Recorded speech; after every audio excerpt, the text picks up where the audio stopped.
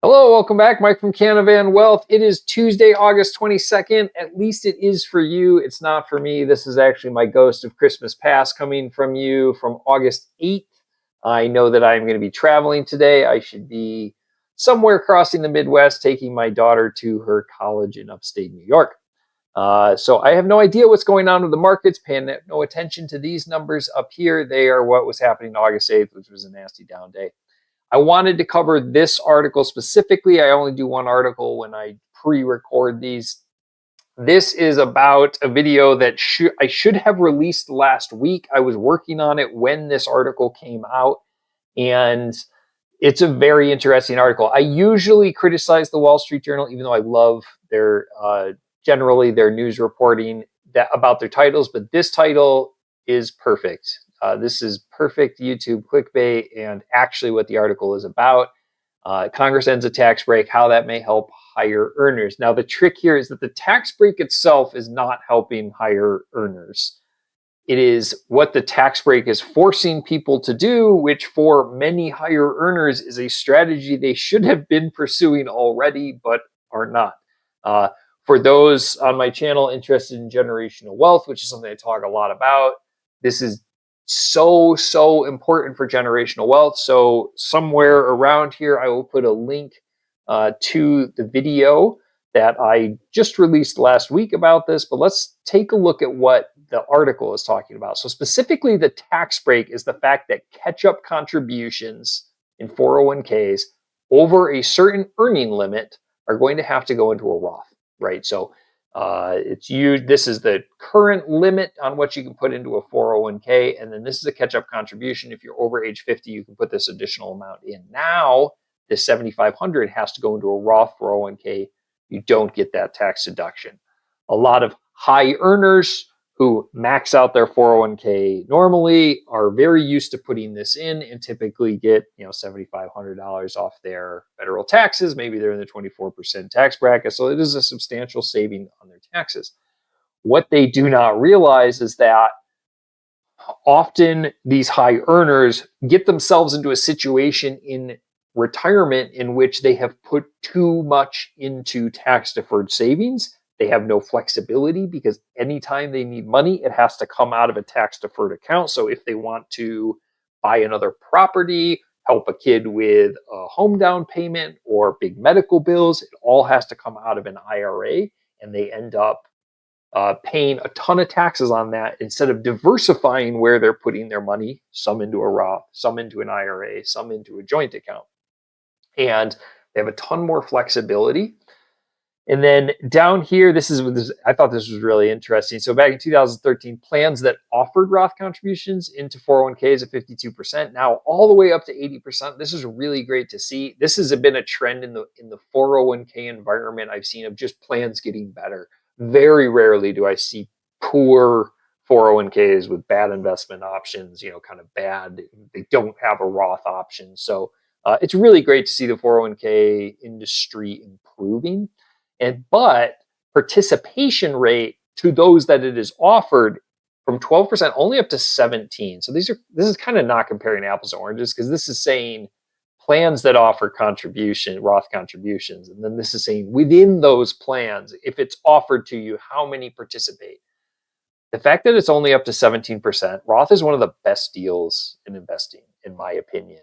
I think if I can sum it up as this: if you ask the average American if they think taxes in the future, just in general, not even their own taxes, will be lower, the same, or higher, virtually everyone will say the same or higher. Even though that may not be historically accurate or may not be the future, it is the general perception. So if that is your general perception, then paying taxes up front can often be better than paying taxes in the long run. Now, I have to put a caveat here that this is very tax sensitive and very specific to the individual investor. So do not take any of the advice from me, that video, or this article as specific advice to you. And a CPA is going to be super important in really making sure that you are doing this properly. In terms of if you are going to start trying to front load taxes, paying them, instead. And this is also something, there are various strategies out there.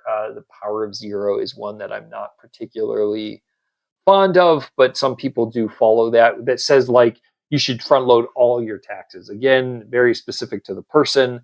It is not the philosophy that I tend to follow. So the end of this article is very interesting. If you just want to get the snippets kind of towards the end as to what Roth is that very often high earners can't technically contribute to a Roth. So Roth 401ks allow that. Now there's backdoor Roth contributions, which is very common, effectively makes it so that there is no earning limit on Roths. You just have to understand how to do it. And IRA, if you didn't have a Roth 401k, then you can normally only put a certain amount into it. You can put a lot more into a Roth through a 401k than through a traditional, just normal Roth if you don't have a 401k. So that's really great. This Roth benefits can cascade. Oh my gosh, effectively these two lines, there's so much to this.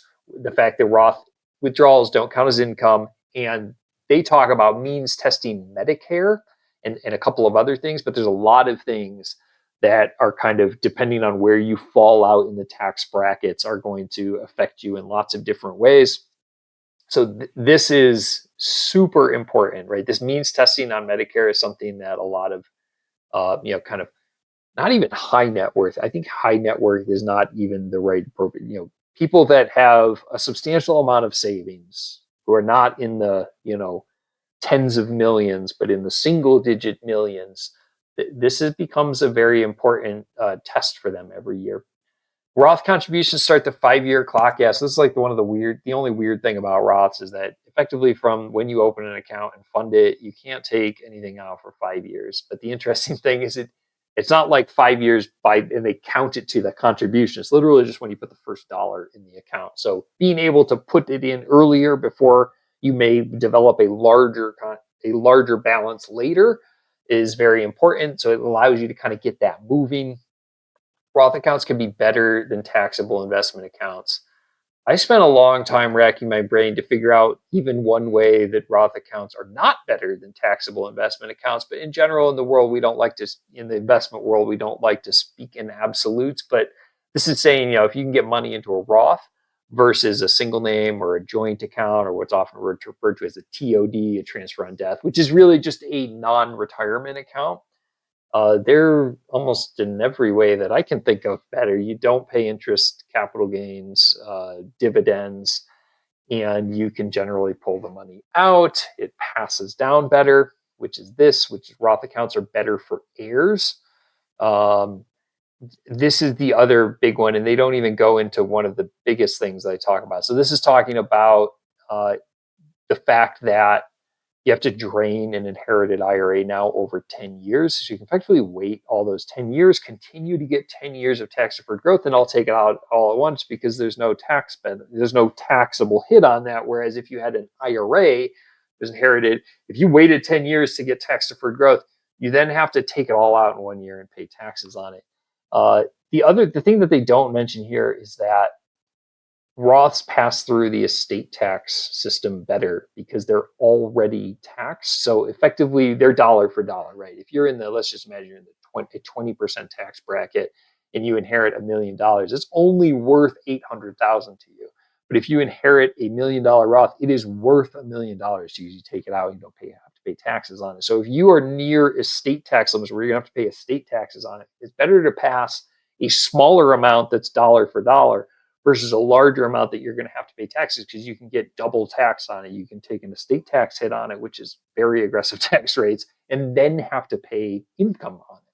So great article here about Roths and changes. This was all out of the Secure Act 2.0, and it was a great kind of follow-on article to the video I released recently about investment advice that nobody wants to follow, which is sometimes it makes sense to pay taxes a little more upfront. All right, I will be back in person next week. I hope this has been informative, and I will talk to you soon.